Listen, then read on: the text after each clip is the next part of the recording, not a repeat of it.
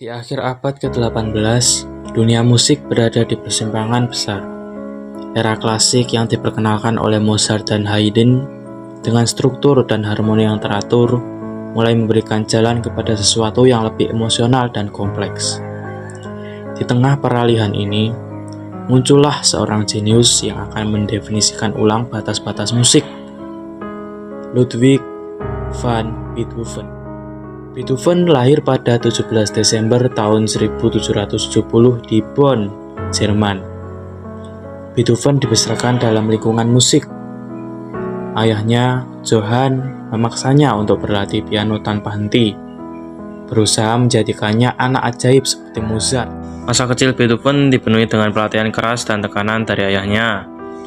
Johann van Beethoven memaksa Beethoven untuk berlatih musik berjam-jam dengan cara yang kaku dan brutal. Harapannya Beethoven dapat menjadi anak ajaib seperti Mozart. Bila Beethoven berlatih di pianonya, Johann selalu mengawasi tiap pergerakan tuts piano yang ada. Jika Beethoven salah memainkan partitur dengan sempurna, pukulan tinju dan kayu akan datang padanya. Johann hanya menuntut Beethoven supaya dapat menghasilkan uang di usia muda. Meski demikian, Beethoven menunjukkan bakat musik yang luar biasa sejak usia dini, dan akhirnya ia menyadari bahwa musik adalah jalan hidupnya. Guru komposer pertama Beethoven adalah Christian Gottlob Nive. Nive yang mengenali bakat musik Beethoven mengajarinya memainkan komposisi-komposisi milik Bach dan cara berimprovisasi. Dia juga membantu Beethoven menerbitkan karya pertamanya pada tahun 1783. Dalam sebuah majalah musik, Nive menulis bahwa Beethoven memiliki potensi besar untuk menjadi Mozart kedua jika ia melanjutkan karirnya dengan lebih bagus.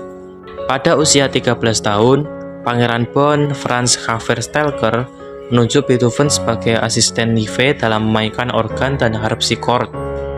Pada tahun 1783, Beethoven menerbitkan 3 sonata yang didedikasikan untuk Pangeran Franz.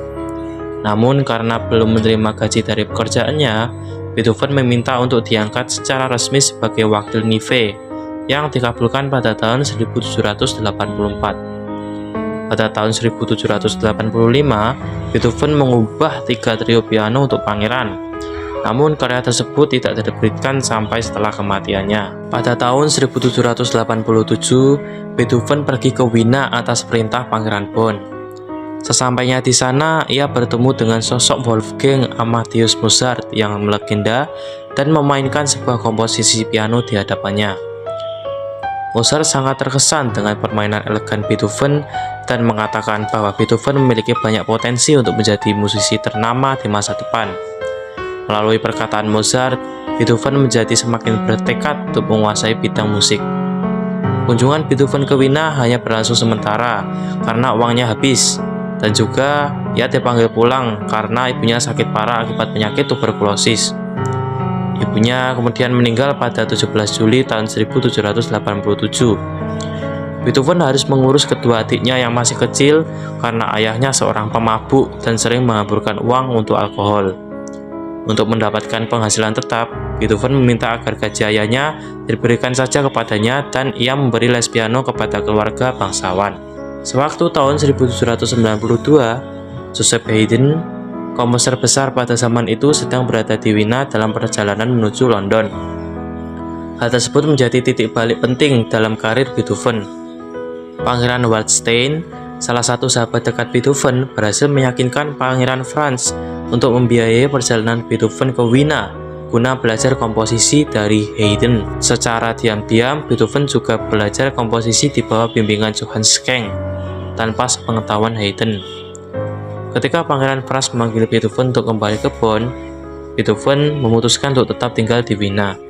Memulai karirnya di Wina sebagai pianis, pada Maret tahun 1795, Beethoven mempersembahkan piano concerto in B flat major opening 19.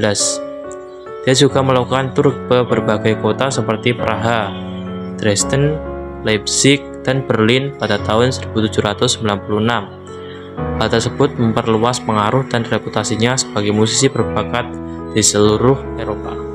Pada masa awal karirnya di Wina, Beethoven masih menerima tunjangan dari Pangeran Franz, serta mendapat dukungan finansial dari beberapa warga bangsawan yang mendukung bakatnya. Salah satunya adalah Pangeran Karl von Lichnowsky.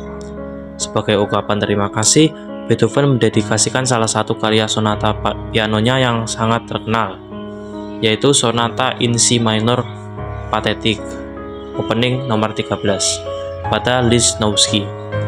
Periode awal di Wina ini ternyata sangat produktif bagi Beethoven, ditandai dengan penciptaan berbagai komposisi penting yang memperlihatkan kecemerlangan dan inovasinya dalam bermusik.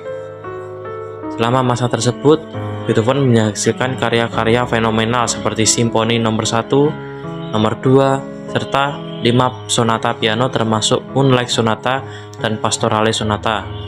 Selain itu, ia juga menciptakan violin sonata nomor 4 dan violin sonata nomor 5, opening 23 dan 24. Variasi cello pada B minor, Wesel Liebevoll Mil Mozart, Quintet opening 18, Septet in E flat major opening 20, dan Quintet opening 29. Pendengaran Beethoven mulai terganggu pada usia 20-an. Pada tahun 1798, ia menyadari bahwa daya pendengarannya mulai berkurang akibat penyakit osteoklerosis. Hal ini menyebabkan Beethoven menjadi depresi dan semakin minder dalam pergaulan sosial. Namun, ia tidak menyerah dan terus menulis dan melakukan performa musik. Sebuah surat yang kemudian dikenal dengan Testament Heiligenstadt ditemukan di rumah Beethoven di Heiligenstadt, dekat Wina, yang mengungkapkan kedalaman kesedihannya akibat penyakit yang dideritanya. Kesedihan Beethoven sangat bisa dimengerti mengingat ia berada di puncak karirnya pada masa itu. Penyakit yang menimpa Beethoven tidak hanya menyebabkannya gangguan fisik, tetapi juga memicu depresi yang mendalam, membuatnya semakin terasing dari kehidupan sosial.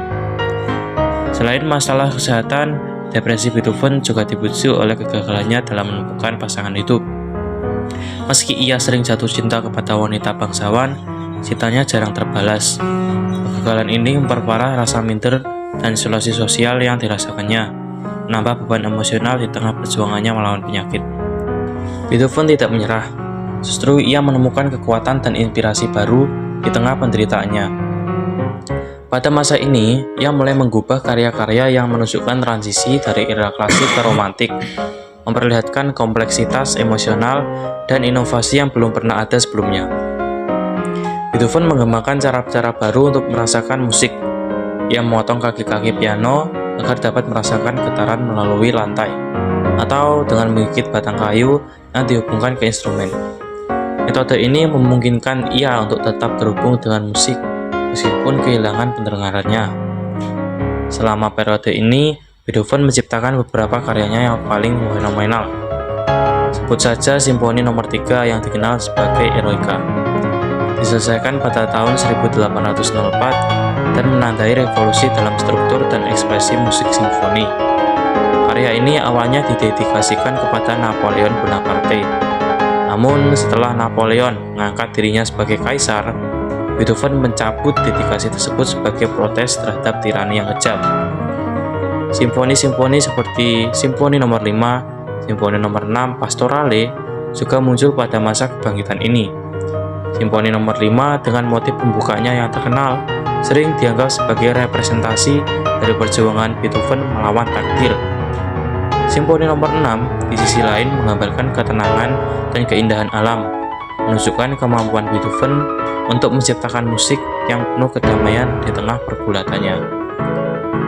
Meskipun menghadapi keterlaluan yang semakin parah, Beethoven terus menulis musik dengan intensitas dan visi yang luar biasa.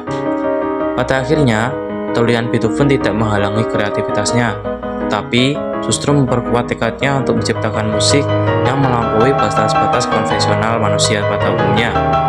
Ludwig van Beethoven menghabiskan tahun-tahun terakhir hidupnya dalam keadaan kesehatan yang semakin memburuk. Pada akhir tahun 1820-an, keterlaluan Beethoven telah mencapai tingkat yang sangat parah, membuatnya hampir sepenuhnya tuli. Keterasingan sosial dan fisik yang dialaminya semakin mempengaruhi kesejahteraan mentalnya. Pada tahun 1826, Beethoven mulai menderita masalah kesehatan yang lebih serius. Ia mengalami berbagai gangguan kesehatan, seperti infeksi perut yang kronis dan penurunan kondisi fisik yang sangat drastis.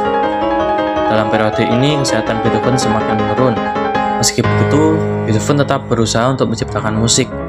Salah satu karya terakhirnya, Piano Sonata nomor 32 dalam Si minor OP 111 yang diselesaikan pada tahun 1821 sampai tahun 1822, adalah salah satu pencapaian terbesar dalam karir musik Beethoven. Sonata ini mencerminkan kedalaman emosional dan inovasi yang luar biasa, menegaskan reputasinya sebagai komposer yang melampaui batas-batas konvensional. Pada tanggal 26 Maret tahun 1827, Beethoven menghembuskan napas terakhir di Wina dalam usia 56 tahun. Pemakaman Beethoven dihadiri oleh banyak tokoh terkemuka, termasuk musisi, komponis, dan masyarakat Wina yang mengagumi karyanya. Jenazahnya dikebumikan di Wiener Zentralfriedhof, yang kemudian menjadi tempat peristirahatan terakhir bagi banyak tokoh terkenal lainnya.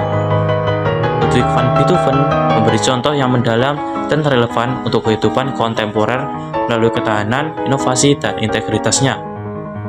Meski menghadapi tantangan besar seperti kehilangan pendengaran yang parah, Beethoven menunjukkan keteguhan mental yang menakjubkan, menekankan pentingnya keberlanjutan usaha dan kegigihan dalam menghadapi rintangan berat. Kreativitasnya yang mengubah konvensi musik klasik menggambarkan betapa vitalnya untuk terus menerobos batas-batas yang ada dan mengeksplorasi inovasi tanpa rasa takut dan kegagalan. Selain itu, keberanian Beethoven untuk mempertahankan visi artistiknya di tengah kritik dan tekanan eksternal menunjukkan nilai yang tinggi dan integritas dan ketahanan terhadap konformitas. Dalam konteks dunia modern yang seringkali dipenuhi dengan tantangan dan ekspektasi sosial, sikap-sikap ini menawarkan panduan penting untuk mengatasi hambatan, memelihara keunikan diri, beradaptasi secara efektif oleh kekurangan yang ada pada diri kita.